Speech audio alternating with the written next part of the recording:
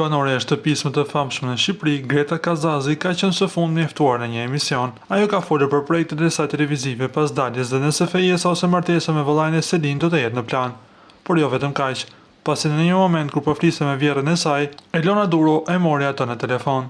Zonja Jasmina foli fjalë shumë të mira për Gretën, si dhe kishte disa fjalë dhe për vajzën e saj Selin, e cila është që nga dita e parë brenda në shtëpinë më të famshme në Shqipëri.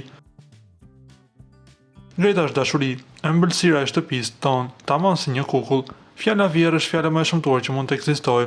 Jam shoqja më e mirë e Gretës. Greta është goca ime e tretë, ajo ta imponon dashurinë.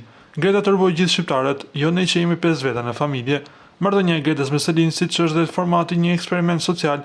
Greta ishte më vete, Selin më vete, por Greta me dashurinë që ka ja imponon të gjithëve dhe s'kam parë diçka që të them se nuk shkon. Për mua, si mami Jasmina, ka qenë një eksperiencë e vështirë, por duke qenë se Greta ka qenë aty dhe doli një video ku Selin donte të rindë vetëm, por duhet ta njohin Selin siç vetëm ne dhe Greta dim.